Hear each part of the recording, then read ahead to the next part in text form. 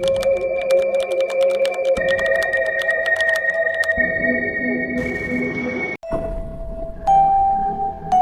pesantren tempatku mondok, ada satu peraturan yang begitu aneh.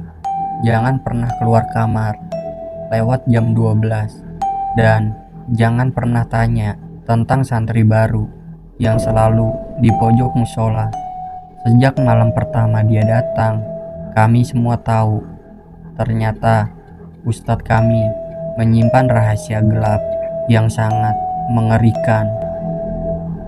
Namaku Arif, aku santri tahun pertama di sebuah pesantren kecil di daerah Jombang.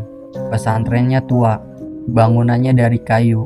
Di belakangnya ada pemakaman khusus santri yang wafat di sana. Waktu itu aku baru 2 minggu mondok. Malam-malam kami biasa mengaji bareng, lalu tidur di asrama kayu besar bersama 20 orang. Awalnya semua berjalan biasa, sampai malam itu datang seorang santri baru, namanya Raffi. Tubuhnya kurus, kulitnya pucat, dan pandangannya kosong, seperti orang linglung. Ustadz yang mengantar cuman bilang singkat, Raffi baru pindahan dari pesantren sebelah. Kalau malam, biarkan dia sendiri dulu. Sejak pertama datang, Raffi gak pernah tidur. Malam-malam dia duduk di pojok musola menghadap kiblat, cuman diam aja. Kadang aku lihat dia senyum sendiri waktu semua orang sudah tertidur. Aku pernah penasaran, ngintip jam 2 malam. Raffi masih di situ, tapi anehnya matanya gak gerak, tatapannya lurus menghadap tembok. Pada waktu itu aku gak mikir aneh, mungkin dia sedang berdoa. Pernah satu santri senior bernama Farhan ngomong ke Raffi, bro, gak tidur, nanti sakit loh. Raffi cuman menoleh perlahan, senyum tipis, terus bilang, aku udah gak perlu tidur, aku cuman jagain kalian. Sejak itu gak ada yang berani ganggu dia. Malam keempat, suasana mulai terasa aneh. Lampu asrama sering berkedip setiap jam 12 malam. 10 orang santri ngeluh mimpi buruk. Aku pikir itu cuman kebetulan. Sampai akhirnya, waktu di tengah malam, aku terbangun dan mengambil wudhu untuk tahajud. Aku lihat sesuatu di musola. Raffi masih duduk, tapi di belakangnya ada bayangan tinggi. Bayangan itu nggak punya wajah, tapi tangannya panjang banget sampai menyentuh lantai. Aku mundur pelan, tapi lantai kayu itu bunyi. Raffi langsung noleh ke belakang. Di situ aku lihat matanya hitam pekat tanpa bola mata. Dia cuma bilang pelan, tidur, Arif. Kalau kamu terus lihat, nanti mereka ikut kamu. Aku langsung lari, balik ke kamar, baca doa sambil gemetar. Besok paginya, aku cerita ke Ustadz, tapi beliau cuma senyum tenang, lalu bilang, kalau kamu lihat sesuatu, diam, jangan pernah tanya, jangan takut. Aku maksa tanya, siapa sebenarnya Raffi? Tapi Ustadz cuma jawab, semua santri di sini berasal dari dunia yang sama. Tapi aku nggak percaya.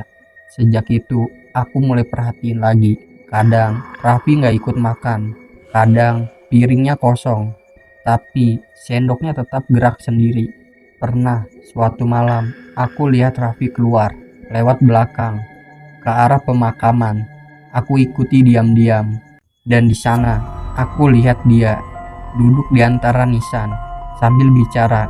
Anehnya, nggak ada siapa-siapa di sekitarnya. Yang bikin aku ketakutan, waktu aku dekati, aku dengar ada suara lain menjawabnya. Suara berat dan bergema. Tugasmu belum selesai, Raffi. Masih ada yang harus dijemput. Malam Jumat, seluruh santri disuruh ngaji Yasin di musola. Tapi anehnya, Raffi gak kelihatan. Ustadz juga gak hadir. Kami baca ayat pertama. Tiba-tiba lampu mati total. Dan di tengah kegelapan itu ada suara langkah pelan berjalan mendekat. Waktu lampu nyala lagi, Raffi udah berdiri di tengah lingkaran kami. Bajunya basah, matanya merah, tangannya memegang sesuatu, tasbih hitam, tapi berlendir. Dia senyum, lalu bilang pelan, "Malam ini giliranku tidur, tapi aku gak sendiri lagi." Satu persatu, santri di sekitarnya langsung jatuh pingsan. Aku cuman bisa diam. Tubuhku kaku, berusaha berdoa sebisa mungkin. Di antara bisikan doa yang kubacakan, aku lihat Raffi rebahan pelan ke lantai musola, lalu hilang begitu saja, benar-benar hilang. Paginya, Ustadz masuk ke musola.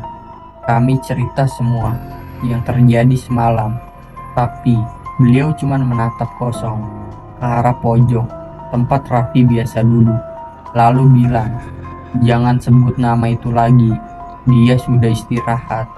Dan ingat, setiap pesantren punya penjaganya sendiri. Sampai sekarang, setiap malam Jumat, kami masih dengar suara tasbih diputar dari arah musola. Dan kalau ada santri baru datang, Ustadz selalu bilang hal yang sama. Biarkan dia sendiri dulu. Kalau malam, jangan ganggu."